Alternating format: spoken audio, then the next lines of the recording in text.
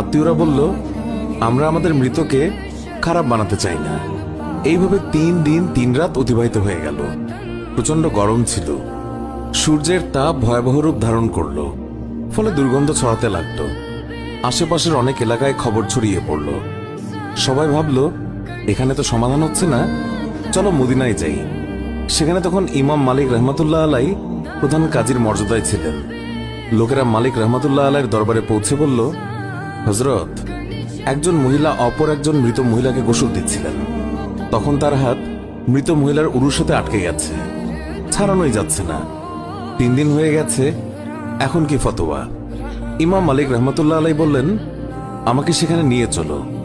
সেখানে গেলেন এবং চাদর দিয়ে আড়াল দেয়া হলো।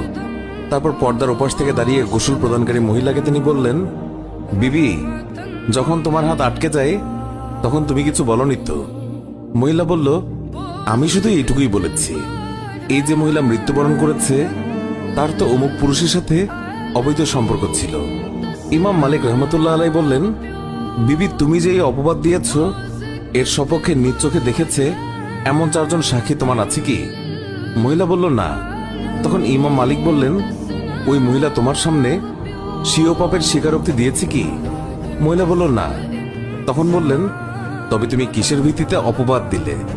মহিলা বলল, আমি তো এই জন্য বলে দিয়েছি যে মৃত মহিলা কলস উঠিয়ে অমুকের দরজার সামনে দিয়ে যাচ্ছিল। এই কথা শুনেই ইমাম মালিক রহমতুল্লাহ আলাই সেখানে দাঁড়িয়ে পুরো কোরআন শরীফের প্রতি দৃষ্টি দিলেন এবং বললেন, কোরআন শরীফের মধ্যে এসেছে, যারা সতী সাধ্যের প্রতি অপবাদ আরোপ করে অতঃপর সপক্ষে 4 জন পুরুষ সাক্ষী উপস্থিত করে না, তাদেরকে 80টি বেত্রাঘাত করো। সূরা নূর আয়াত 4। যেহেতু তুমি কোনো প্রমাণ ছাড়া একজন মৃত মহিলার উপর অপবাদ আরোপ করেছ, আমি প্রধান কাজী হিসেবে নির্দেশ দিচ্ছি, জল্লাদ, তাকে বেত্রাঘাত করতে শুরু করো।